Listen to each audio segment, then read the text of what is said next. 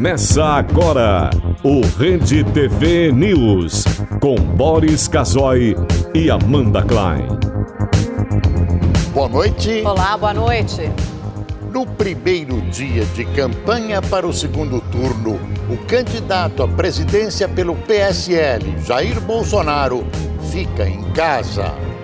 Já o candidato Fernando Haddad, do PT, visita Lula na cadeia. E você vai ver também. Eleitores usam as redes sociais para denunciar problemas nas urnas.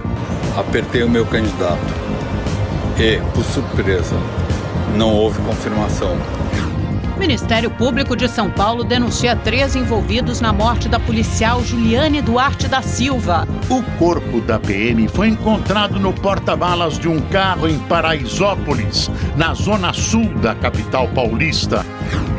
Pânico no Rio de Janeiro. Milicianos se vestem de policiais e trocam tiros com traficantes em Santa Cruz. As principais notícias do Brasil e do mundo, agora no Rede TV News.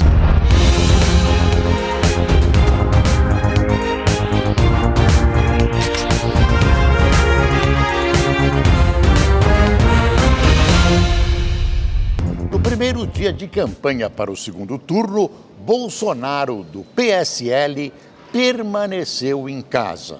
O candidato ainda será avaliado por médicos antes de ir às ruas. Logo após o resultado da apuração, o candidato Jair Bolsonaro, do PSL, falou ao vivo em sua rede social. Ele disse que está confiante na vitória no segundo turno. Tenho certeza que, por ocasião do segundo turno, ampliaremos essa vantagem e seremos, sim, vitoriosos.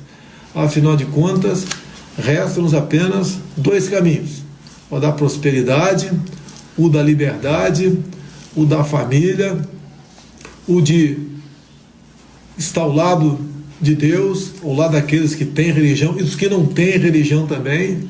Bolsonaro conquistou 46,03% dos votos válidos. O candidato venceu em 16 estados e no Distrito Federal, com mais de 49 milhões de votos. O melhor desempenho dele foi em Santa Catarina, Roraima e no Acre. Bolsonaro também comentou seu desempenho no Nordeste, única região em que Fernando Haddad, do PT, teve mais votos. O que eu quero para o Nordeste é realmente uma região que, através do seu povo humilde, conservador e trabalhador, fique livre da mentira, fique livre da coação que sempre existe por parte do PT, ou melhor, sempre existiu por parte do PT por ocasião de eleições. Hoje, Jair Bolsonaro, que ainda se recupera das cirurgias que fez, permaneceu em casa. À tarde, ele se reuniu com a cúpula do partido para fazer um balanço do primeiro turno e traçar estratégias para as próximas semanas. Enquanto isso, Bolsonaro vem recebendo apoio de outros políticos. No Rio de Janeiro, o candidato a governador Wilson Witzel, do PSC, afirmou que eles têm propostas em comum. João Dória, candidato a governador de São Paulo pelo PSDB, também disse que concorda com Bolsonaro na economia e que dará seu voto a ele. O adversário de Bolsonaro, Fernando Haddad, candidato do PT, teve agenda em São Paulo e Curitiba. No dia seguinte à definição do segundo turno à presidência, Fernando Haddad visitou o ex-presidente Lula preso na Superintendência da Polícia Federal em Curitiba. Sem comentar o encontro com Lula, o ex-prefeito de São Paulo ressaltou a segunda colocação em menos de um mês de campanha. Com 20 dias de campanha, nós colocamos com mais de 30 milhões de votos um candidato até então desconhecido no segundo turno pela força do projeto que a gente representa. Os partidos políticos, eles definharam nesse processo eleitoral e nós estamos no segundo turno. De volta a São Paulo, Fernando Haddad se reuniu com a coordenação de campanha para fazer um balanço do primeiro turno e definir alianças para a segunda etapa. O petista já recebeu o apoio de Guilherme Boulos, do PSOL, e agora quer conquistar os votos de Ciro Gomes e Marina Silva.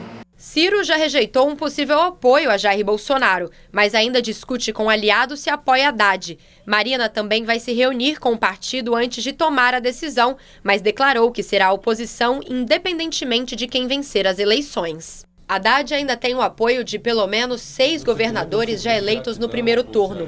Pouco depois da divulgação dos resultados, na noite de ontem, Haddad comemorou e agradeceu ao lado de apoiadores e da candidata a vice na chapa, Manuela Dávila, a ida ao segundo turno que acontece no dia 28 de outubro. A oportunidade de um segundo turno é uma oportunidade, particularmente em 2018, inestimável que o povo nos deu e que nós precisamos saber aproveitar com sobriedade, mas com também muito senso de responsabilidade. Haddad recebeu pouco mais de 29% dos votos válidos. Ele venceu em 9 estados. Parte dos 31 milhões de votos conquistados veio do Norte e Nordeste. Haddad ganhou em 3 capitais nordestinas: Salvador, São Luís e Teresina. No dia 28, nós teremos o segundo turno entre Bolsonaro e Haddad. E será uma outra eleição, mas nem tanto, porque vem impregnada dos resultados do primeiro turno. E vai ser muito difícil Fernando Haddad reverter a diferença de votos, cerca de 18 milhões, que Bolsonaro tem sobre ele, a não ser que aconteça um fato novo. Vamos ver se neste segundo turno os candidatos, além de se atacarem mutuamente, o que é fatal, resolvem detalhar um pouco mais os seus enigmáticos até agora programas de governo. A imprensa internacional repercutiu o primeiro turno das eleições presidenciais. Os destaques com os nossos correspondentes.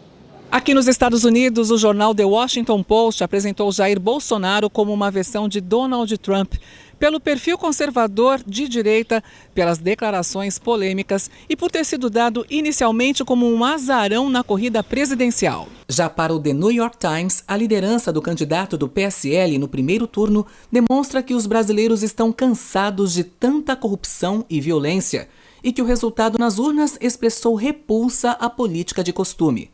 Segundo a CNN, as eleições brasileiras são as mais polarizadas da história recente do país. O site da TV americana também citou o aumento da violência e a recessão como principais motivos da polarização. Aqui na América Latina, o ministro das Relações Exteriores da Argentina afirmou que a eleição brasileira foi um assunto importante da reunião de gabinete do governo de Maurício Macri nesta segunda-feira. Queremos consolidar um diálogo que seja para o benefício da Argentina, do Brasil e principalmente para os brasileiros que fizeram seu exercício democrático com total liberdade. O jornal Clarín disse que o candidato do PSL arrasou. Já a manchete do La Nación foi de que Bolsonaro sacudiu o Brasil.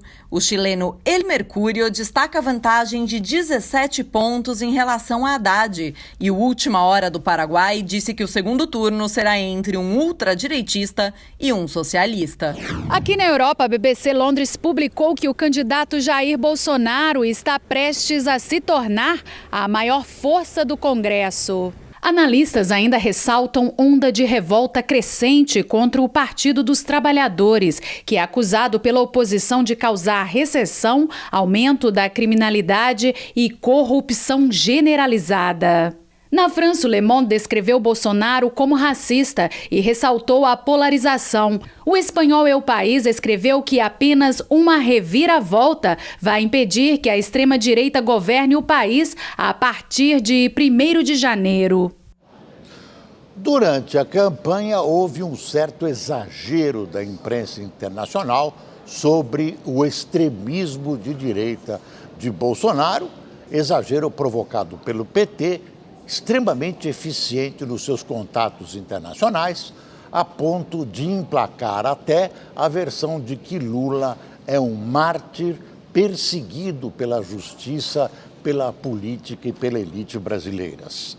Mas o resultado dos votos dos brasileiros do exterior não foi favorável ao PT. Bolsonaro venceu com cerca de 58% dos votos, seguido de Ciro Gomes com 14,55% e Haddad com 10,14%. O dólar fechou em forte queda nesta segunda-feira, no dia seguinte, após o resultado do primeiro turno das eleições. A moeda norte-americana caiu 2,31%, terminou o dia cotada a R$ 3,76. É o menor valor em 2 meses. Na mínima do dia, o dólar chegou a ser vendido a R$ 3,70. As negociações na Bolsa também refletiram o cenário eleitoral. O índice Bovespa, o principal, encerrou o dia com alta de 4,57%. E hora de conversar com o nosso comentarista de política, Reinaldo Azevedo. Reinaldo, por que você diz que é preciso olhar com cuidado o recado das urnas para o bem do Brasil? Boa noite, Reinaldo. Ele me escuta? Acho que temos um probleminha de comunicação. Vamos tentar restabelecer o contato com o Reinaldo Azevedo, que, claro, vai comentar o primeiro turno das eleições. E olha, o resultado no Congresso refletiu a polarização entre direita e esquerda. PT e PSL, que é o partido do Bolsonaro, serão as maiores bancadas da Câmara. E os partidos tradicionais perderam espaço. 30 partidos conseguiram conquistar cadeiras na Câmara dos Deputados. É a maior quantidade de legendas com representação da história. Mais da metade será de caras novas, já que apenas 240 dos atuais deputados conseguiram se reeleger. A maior bancada da Câmara continuará sendo do Partido dos Trabalhadores. Apesar de ter perdido 13 representantes, ainda terá 56 deputados. Seguindo o efeito de Jair Bolsonaro, o PSL foi a bancada que mais cresceu. Passou de 8 para 52 parlamentares e está em segundo lugar. Em seguida, vem o PP, que passou de 55 representantes para 37. Em quarto lugar está o MDB, partido que caiu de 51 para 34 representantes na próxima legislatura. A legenda que mais perdeu cadeiras foi o PSDB, serão 20 deputados a menos. Os tucanos passarão de quarta maior bancada para 10ª. O Senado também abrigará mais partidos. Atualmente são 17 legendas. A partir do ano que vem serão 21. Apesar de apenas 8 dos 32 senadores que disputaram a reeleição terem vencido, as forças políticas se alteraram um pouco menos. O MDB perdeu 6 deputados, mas continua sendo a maior bancada com 12 senadores, seguida pelo PSDB, que tem 12 representantes e cairá para 8. Em terceiro está o PSD, com 7 senadores. Democratas, PT e PP terão 6. O caso que mais chamou a atenção foi o da Rede, que tinha apenas 1 senador e passará a ter 5. O PSL, que não tinha representantes, elegeu 4 senadores, entre eles Flávio Bolsonaro, filho de Jair Bolsonaro. A composição do Senado também foi influenciada pelas eleições estaduais, já que atuais senadores se elegeram governadores e ainda pode mudar, porque alguns deles disputam o segundo turno. A configuração do Congresso acabou sendo um reflexo da disputa presidencial, em que esquerda e direita disputam com argumentos completamente opostos. Mas no Legislativo, o conservadorismo acabou ganhando espaço. E, acima de tudo, o que se viu foi a rejeição de nomes já conhecidos e a escolha por novas alternativas. A polarização está também presente no Congresso Nacional. Agora, mais do que isso também, reforça muito o poder do Bolsonaro na eventualidade dele vir a ser candidato a vir a ser eleito presidente da República. Porque, sendo a segunda maior bancada, o partido pode pleitear cargos na mesa, diretora da Câmara dos Deputados, e pode também controlar comissões estratégicas dentro da casa na próxima legislatura. A Câmara ainda foi marcada pelo aumento da quantidade de mulheres. Foram 51% a mais do que o número de eleitas em 2014. Na eleição anterior foram 51 e agora 77. Entre elas está a primeira mulher indígena a ser eleita deputada federal, Joênia Wapichana, da Rede de Roraima. Já no Senado, a quantidade de mulheres se manteve estável, com 7 eleitas. Ao contrário de praticamente todos os prognósticos, Bolsonaro vai ter, se for eleito, uma base parlamentar tranquila. Essa é também uma surpresa destas eleições. A advogada e professora Janaína Pascoal, do PSL, foi a deputada estadual mais votada da história do Brasil. ela conquistou mais de 2 milhões de votos na eleição para uma vaga na Assembleia Legislativa de São Paulo. Janaína foi uma das autoras do pedido de impeachment da ex-presidente Dilma Rousseff e chegou a ser cogitada como vice na chapa do colega Jair Bolsonaro, colega de partido. Figurões da política brasileira foram derrotados na eleição de domingo. Muitos foram surpreendidos por votações bem abaixo do que as pesquisas apontavam. Em São Paulo, Eduardo Suplicy do PT sofreu a segunda derrota seguida na disputa pelo Senado. Em 2014, perdeu para José Serra, do PSDB. Desta vez, foi superado por Mara Gabrilli, também do PSDB, e Major Olímpio, do PSL. Roberto Requião, do MDB do Paraná, liderou as pesquisas até sábado, mas não se reelegeu.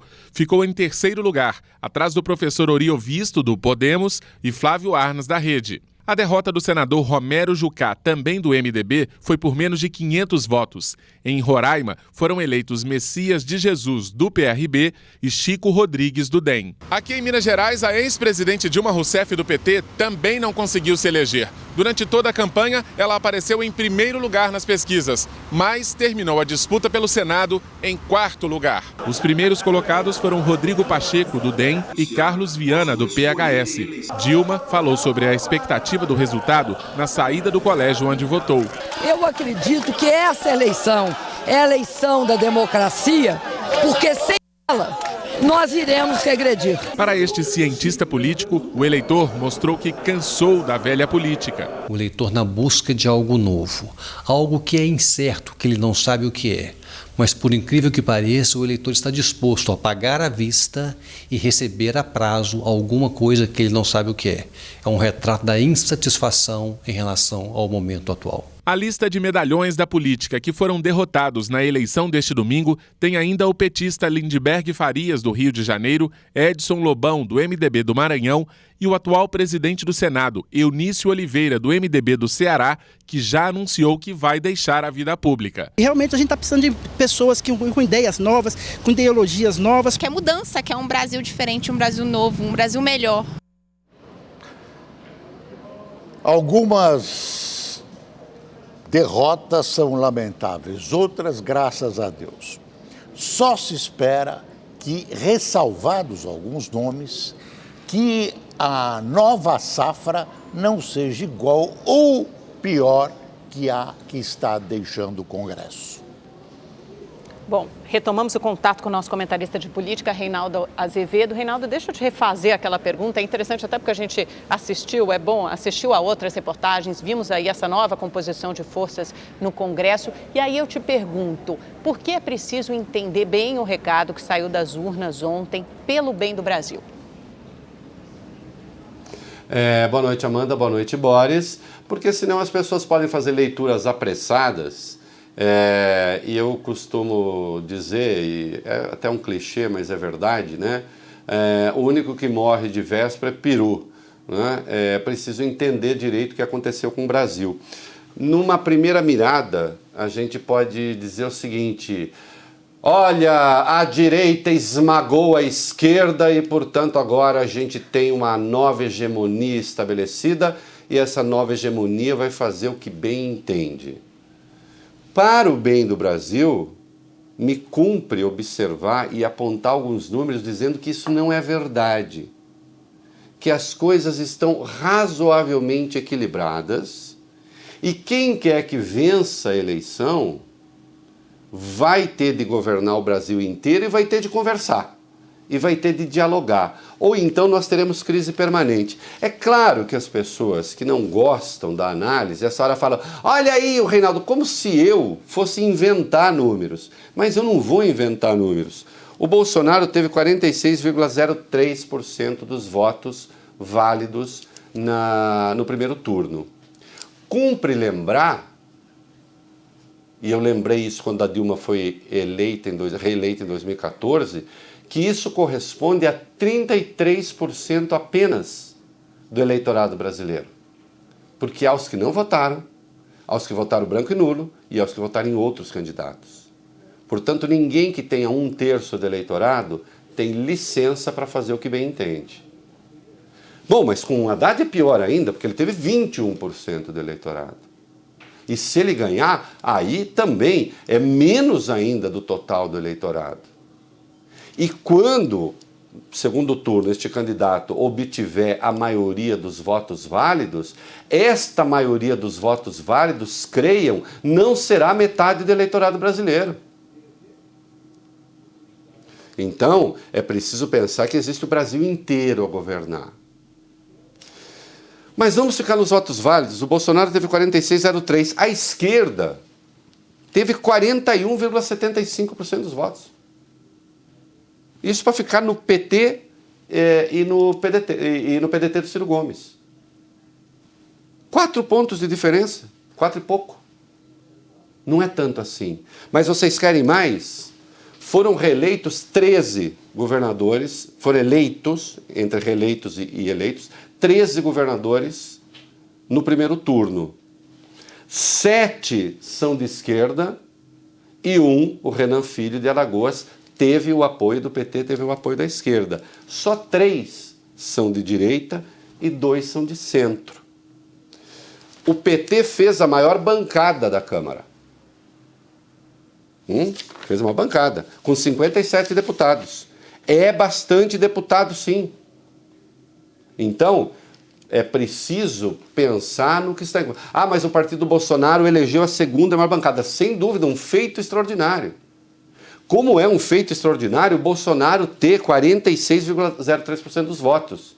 Mas é um feito igualmente extraordinário o Haddad, em 3 semanas, ter conseguido quase 30% dos votos válidos. O Brasil que vale é o Brasil inteiro. E isso tem que valer para os dois lados. Para quem ganhar, para quem perder, para quem for situação, para quem for oposição. E, finalmente, deixa eu deixar claro aqui, ontem rolou uma fofoca, minha querida Amanda, meu querido Boris, a querida Mariana Godoy, que está nos vendo, que eu teria abandonado a bancada da Rede TV, onde, aliás, fomos muito bem de Ibope, graças a Deus. Eu teria abandonado a bancada porque, insatisfeito, queria entrar um link com a vitória do Bolsonaro, quando todos os meus colegas, e falo aqui olhando para o rosto deles agora, todos eles sabem que eu disse, gente, quando for 6:45 eu vou ter de ir embora. Como o meu compromisso seguinte na Folha atrasou um pouco, aí eu falei, vou ficar pelo menos até às 7. Até as minhas brincaram, oba, vai ficar e tal. Não, mas o Reinaldo, e mais, a versão vem assim, eu teria brigado com o Boris no ar, né? Começa que eu brigo com o Boris no ar, fora do ar, eu amo o Boris no ar, fora do ar, nós somos amigos, nós concordamos, nós discordamos. Parem de fazer fofoca. Eu não sou celebridade. Eu sou jornalista. Eu vivo de informação. E temos, sim, divergências civilizadas. E o Boris me deve um jantar que ele não paga nunca. Cobro no ar mesmo.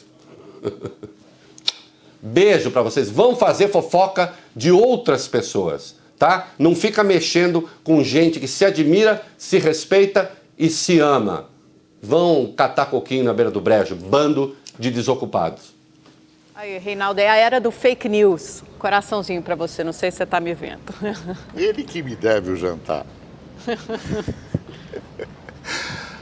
13 estados definiram novos governadores já no primeiro turno neste domingo. O PSB e o PT foram os que mais elegeram candidatos.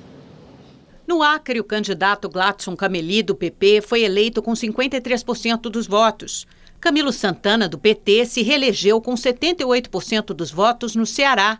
Renan Filho, do MDB, teve 77% dos votos válidos e foi reeleito governador de Alagoas. Na Paraíba, João Azevedo, do PSB, registrou 58% dos votos. Wellington Dias, do PT, foi eleito para o cargo no Piauí com 55% dos votos válidos. No Maranhão, Flávio Dino, do PCdoB, foi reeleito com 59% dos votos. Em Pernambuco, Paulo Câmara, do PSB, alcançou 50,7% dos votos. O governador Rui Costa, do PT, também se reelegeu governador na Bahia, com 75,5% dos votos válidos. Mauro Carlesse, do PHS do Tocantins, foi reeleito com 57%.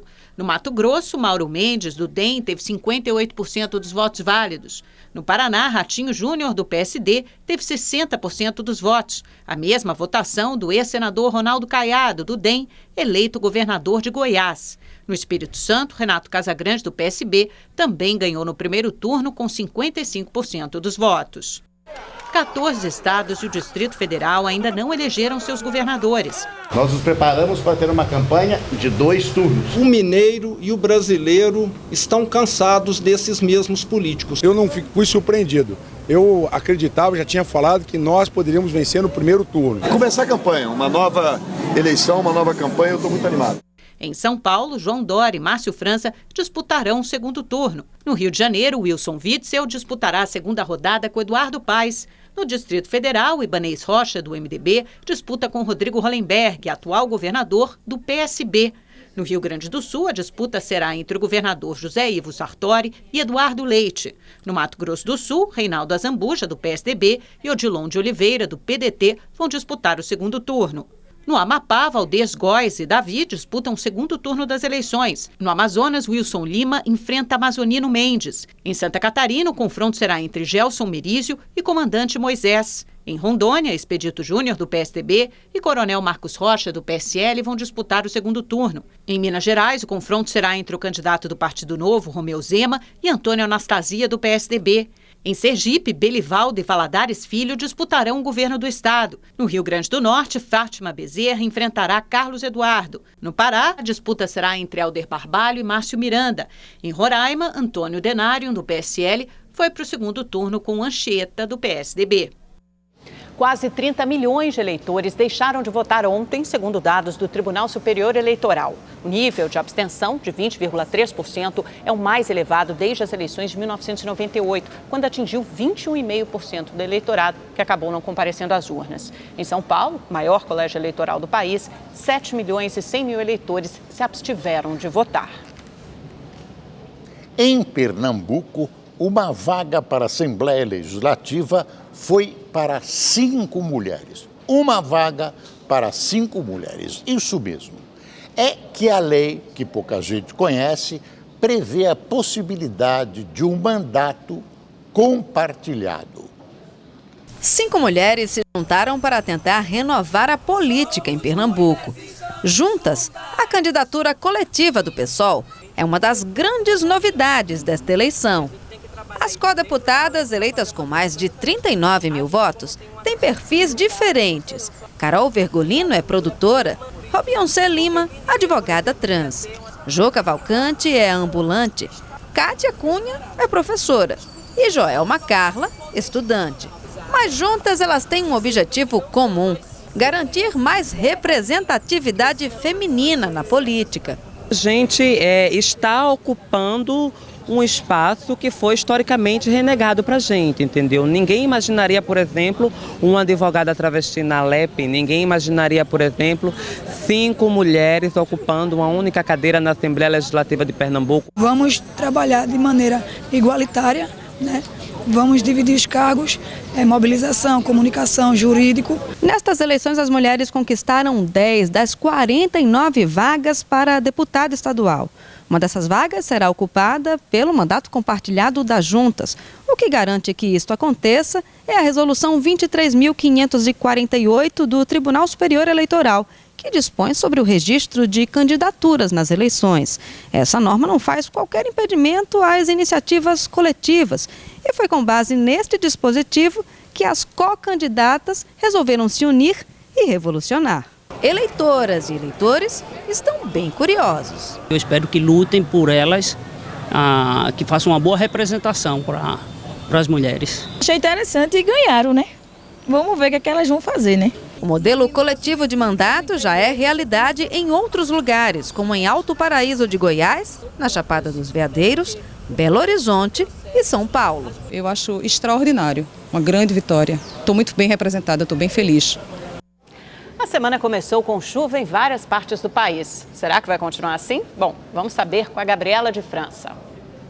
Tem mais chuva à vista sim, viu, gente? Boa noite aí para todo mundo. Antes da gente ver o nosso mapa, olha só a chuvarada que caiu lá no interior de São Paulo, em Ribeirão Preto. A chuva foi forte, várias árvores caíram, atingiu esse carro aí um prejuízo enorme. Uma telha voou e atingiu a fiação. E olha só, até uma caixa d'água foi parar no meio da rua. Olha só essa imagem que impressionante. Bom, e com a chuvarada toda, as ruas ficaram alagadas, complicou o trânsito, principalmente para os motociclistas. E parte de um muro onde acontecia o processo de votação acabou cedendo aí com a chuvarada e com esse vendaval todo. Bom, e amanhã tem uma frente fria que vai reforçar ainda mais aí as nuvens de chuva lá no sul do Brasil. Por isso tem alerta para temporal entre o sul, Mato Grosso do Sul e São Paulo. É chuva forte com vendaval e raios. Em algumas áreas do norte do Brasil, a chuva também pode ser forte, viu? Aliás, se a gente olhar nosso mapa aí, as pancadas vão se espalhar de norte a sul. E tem atenção especialmente aqui, olha, litoral de Santa Catarina, Paraná, litoral paulista, até o litoral do Rio de Janeiro,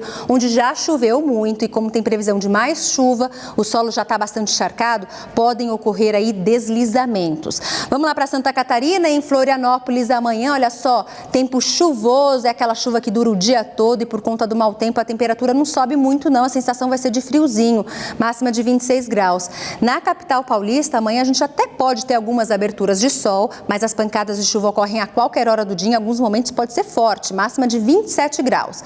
Agora no Rio de Janeiro, nada de sol, tempo fechado, cinzento, nublado e apesar aí disso, olha, chega aos 30 graus amanhã. Portanto, só vai ter tempo firme amanhã, nada de chuva, o sol brilha o dia inteiro aqui no Nordeste, norte de Minas, até aqui a altura de Vitória. Mínima para amanhã em Curitiba, de apenas 17 graus, 18 em Belo Horizonte e também em Brasília. As temperaturas seguem altas aí no centro-norte do Brasil, acima de 30 graus, faz 35 em Cuiabá e também em Manaus. Muito sol e calor de 30 graus em Natal e também em Salvador. Quer saber mais sobre o tempo? Então corre lá para o site da Rede TV. Te espero amanhã. Até lá. Tchau, tchau. Em Santos, no litoral de São Paulo, 28 bombeiros foram internados por intoxicação após combater o incêndio em uma mercearia na cidade. O galpão pegou fogo após o vazamento de um gás tóxico. Todo o quarteirão foi evacuado. Não houve vítimas fatais, mas a Santa Casa do município disse que ao todo atendeu 48 adultos e 14 crianças. 9 adultos estão em observação e o quadro de saúde deles é considerado estável. 3 policiais militares foram afastados após a morte de 4 adolescentes em São Paulo na noite de sábado. Moradores do bairro onde os jovens moravam colocaram fogo em um ônibus como forma de protesto. De acordo com a PM, os 4 garotos estavam em um carro roubado e atiraram no momento em que foram abordados pela polícia. Além dos 4 mortos, uma adolescente de 15 anos que estava no veículo foi apreendida. O carro passou por perícia e já foi devolvido ao dono. O Ministério Público de São Paulo denunciou 3 envolvidos na morte da policial Juliane Duarte da Silva. O corpo dela foi encontrado no porta-malas de um carro 5 dias após ser levada de um bar em Paraisópolis, na zona sul de São Paulo. As 3 pessoas que foram denunciadas estão presas. Everaldo Severino da Silva Félix, o Sem Fronteira. Felipe Oliveira da Silva, o Tirulipa. E Elaine Cristina Oliveira Figueiredo, a Neguinha. A polícia constatou que eles tiveram participação direta no crime. A arma usada ainda não foi encontrada, nem as outras 2 pessoas que estavam encapuzadas quando a policial foi levada. A soldado Juliane dos Santos Duarte, de 28 anos, desapareceu no dia 2 de agosto. Ela estava num bar em Paraisópolis e 40 minutos após se identificar como policial, 4 pessoas a levaram de lá. A moto dela foi abandonada em Pinheiros, na zona oeste da cidade. E 5 dias depois, o corpo dela foi encontrado a 8 quilômetros do local, no porta-malas de um carro. A perícia comprovou que Juliane morreu entre 24 e 36 horas antes do corpo ser encontrado com um tiro na cabeça. Os exames mostraram também que ela levou 2 tiros na virilha. Ela foi mantida em cárcere privado, sofreu tortura e foi obrigada a consumir álcool e cocaína antes de ser morta. Agora o Ministério Público deve encaminhar a denúncia para a Justiça. Existem 25 testemunhas para serem ouvidas, inclusive 3 que estão sob proteção. Além disso, existe a possibilidade de recurso por parte da defesa. Por isso, o promotor do caso estima que o julgamento deve ser marcado pelo menos para meados do ano que vem. Levando-se em consideração que o homicídio é triplamente qualificado, a pena com certeza vai ficar acima de 20 anos, mais os outros crimes, o crime de tortura, 3 a 8, você tem o cárcere privado também, então a pena deles possivelmente supera os 30 anos. Milicianos se vestiram como policiais e atacaram traficantes na zona oeste do Rio de Janeiro para tentar tomar o controle do crime organizado na região. O confronto entre as facções criminosas levou pânico à população. Moradores de Santa Cruz registraram a troca de tiros na manhã de hoje. Uma invasão de milicianos nas favelas do Rola e Antares impediu que muitas pessoas que vivem no local pudessem sair de casa. Os tiroteios começaram ainda de madrugada. O confronto entre milicianos e traficantes também provocou a interrupção do tráfego na Avenida Cesário de Melo, uma das principais vias da região. A Polícia Militar só chegou ao local quase 3 horas depois. E se você quer rever esta ou outra reportagem do Rede TV News, inscreva-se no canal da Rede TV no YouTube. Lá você pode assistir a íntegra de todos os nossos programas. Acesse agora youtube.com/redetv. Um médico que roubou bebês durante a ditadura espanhola foi considerado culpado hoje, mas não vai cumprir a pena porque os crimes prescreveram. Eduardo Vela era ginecologista, tirou uma criança da mãe biológica e deu a um casal que não podia ter filhos. Esse foi o primeiro julgamento de uma pessoa acusada de roubos de bebês no governo de Francisco Franco. Segundo estimativas, 30 mil recém-nascidos podem ter sido tirados das mães biológicas na época da ditadura espanhola. No norte da França, o Sindicato dos Açougueiros anunciou a contratação de seguranças por causa da ira de veganos. Veja na reportagem do correspondente Luciano Júnior. Sem lactose, sem conservantes, sem glúten, sem açúcar, tudo pelo bem-estar da saúde. É um conceito que ganha cada vez mais adeptos em todo o mundo. Muitos mercados especializados e restaurantes seguem esse tipo de tendência na capital francesa, onde nada ligado aos animais vai para a mesa. Eu como porque é muito bom, é gostoso e é bom para a saúde. O mercado vegano está em alta aqui na França e tem crescido tanto que começou a gerar problemas entre os adeptos dos vegetais e aqueles que ainda curtem uma boa carne. Ao norte da França, o dono deste açougue e presidente do sindicato da região fez uma denúncia de que estabelecimentos como o dele têm sido alvo de ataques de extremistas veganos. 12 casos já foram registrados esse ano. Os suspeitos são os chamados anti-especistas, que se opõem à hierarquia do ser humano sobre os animais. A tensão é tanta que o comerciante chegou a contratar um serviço de segurança privada para proteger seu negócio. Pela internet, ele aceitou gravar uma entrevista comigo. Medo, sinceramente, eu não tenho. Pessoalmente, não tenho medo de quem possa vir aqui. Se alguns extremistas tentarem entrar em nosso estabelecimento, a situação vai ficar complicada para eles. Berkan Mamour é dono deste restaurante vegetariano em Paris. Ele tem acompanhado o impasse e é totalmente contra esse tipo de ação. Mamour entende que violências assim não colaboram em nada, só pioram a imagem do vegano. Eu acho que quando eles começarem a serem punidos, com algumas prisões, isso vai acabar. Eles não são fortes, são fracos interiormente e precisam chamar a atenção. De Paris, Luciano Júnior para o Rede TV News. A tempestade tropical Michael, que se formou no Golfo do México, se transformou em furacão hoje.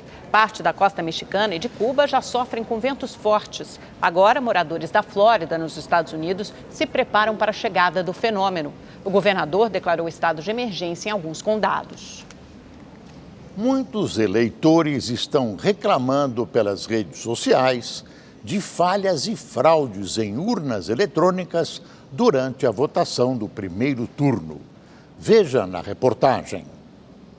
Entre as reclamações, urnas que supostamente preenchiam o número do candidato à presidência do PT, Fernando Haddad, automaticamente, como se pode ver neste vídeo.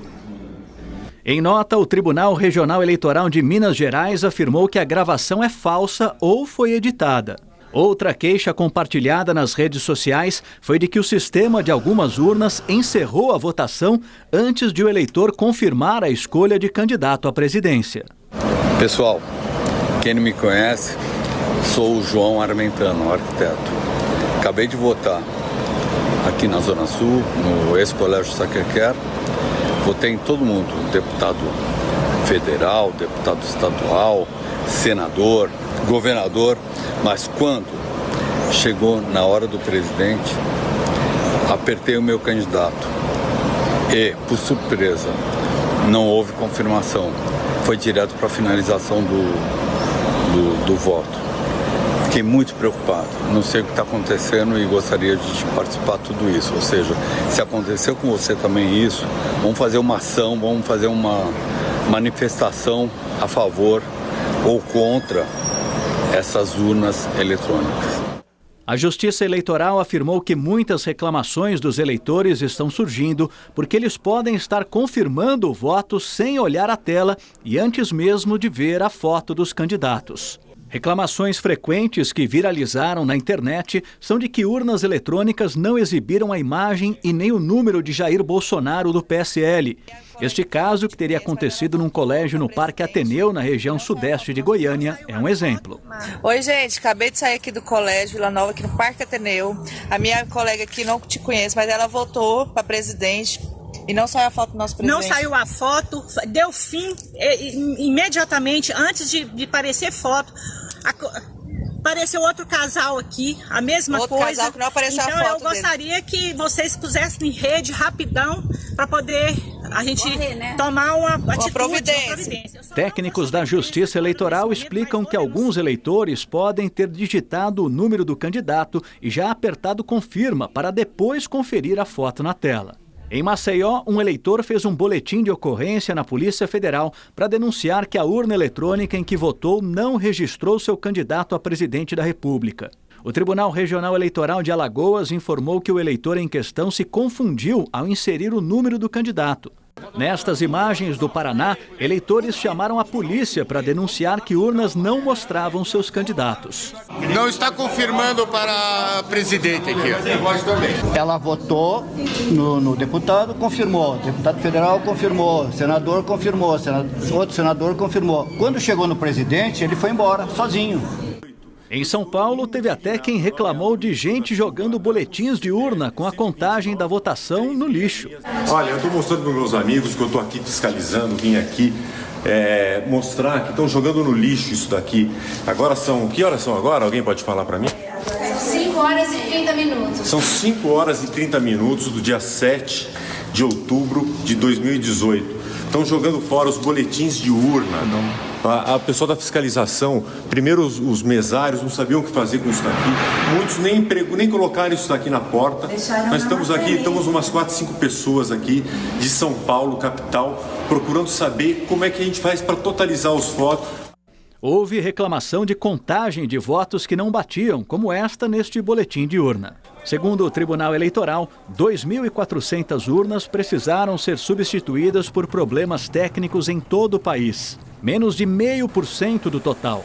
Em relação às supostas fraudes denunciadas nas redes sociais, ao fazer o balanço final da eleição, a presidente do TSE, ministra Rosa Weber, voltou a defender a segurança do sistema eleitoral brasileiro. O nosso sistema eletrônico é auditável. Apresentadas impugnações, nós temos como proceder a verificação dos nossos equipamentos para, eventualmente, apurar alguma falha ou, se for o caso, que nunca ocorreu até hoje, alguma fraude.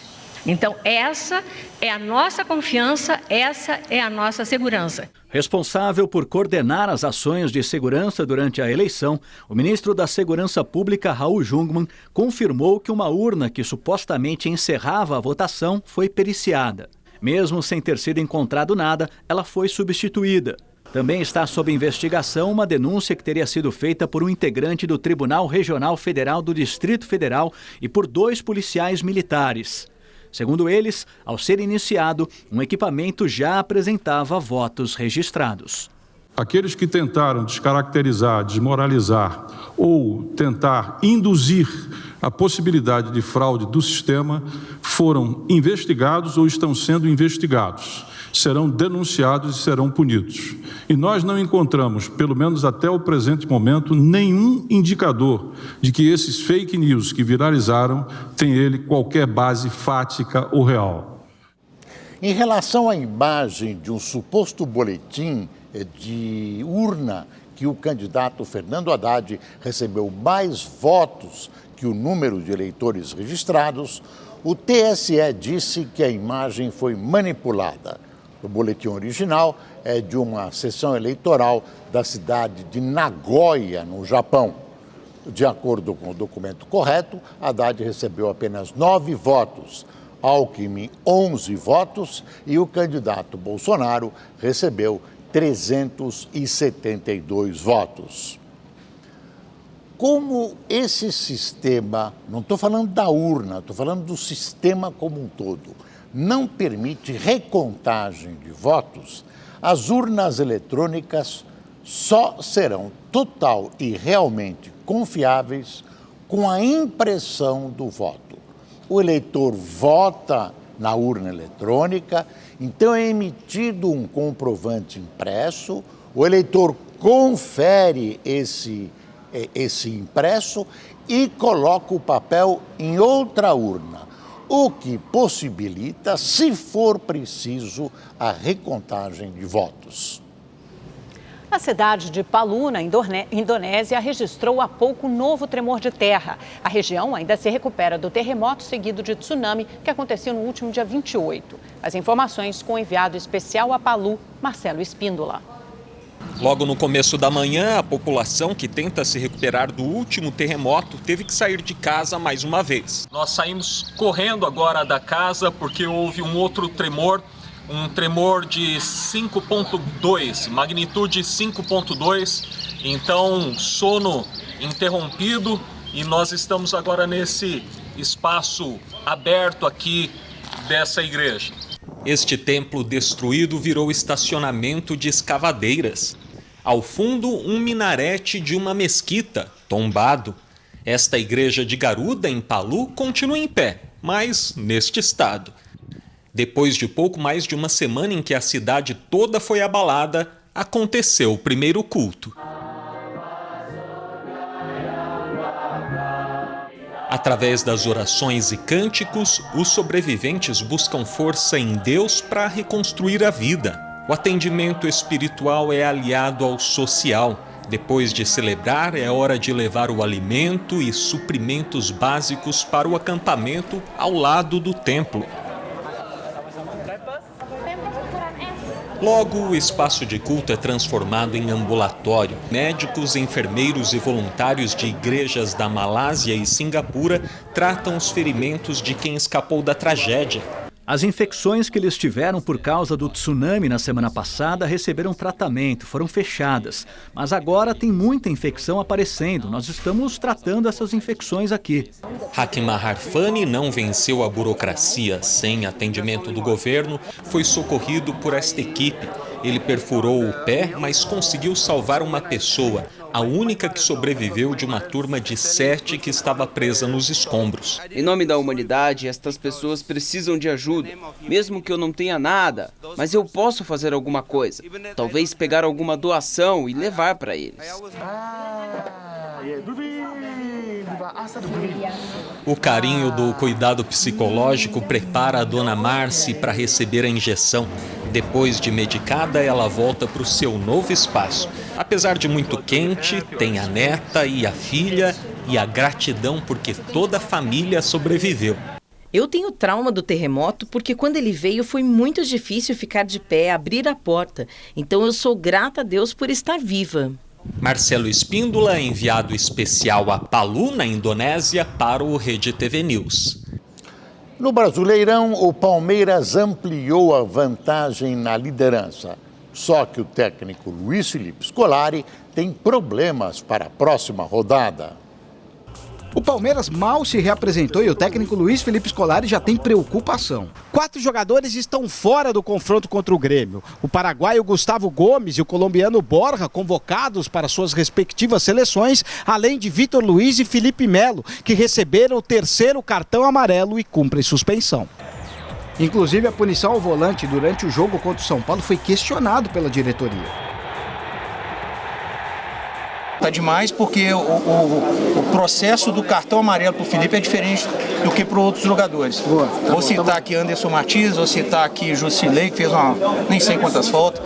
Nesta mesma partida, o Palmeiras, com gols de Gustavo Gomes e do Daverson, ganhou do São Paulo e se isolou ainda mais na liderança. O Alviverde abriu 4 pontos para o Tricolor, que caiu para o 4º lugar, continua com a mesma pontuação do Flamengo e está 1 ponto atrás do Inter. Como eu falei, a gente fez muita coisa boa até aqui, sabemos disso, temos um grupo ótimo, tem uma comissão também que sabe trabalhar e é uma autoavaliação, temos uma semana para trabalhar e reagir rápido. O que pode ajudar o Tricolor é que o próximo adversário vem caindo de rendimento, tanto que perdeu para o Sport por 2-1. Já o Flamengo, que ainda sonha em conquistar o caneco, derrotou o Corinthians na Arena Alvinegra por 3-0, com direito a 2 gols de Paquetá. E é bom os alvinegros abrirem o olho, afinal estão a apenas 5 pontos da zona do rebaixamento.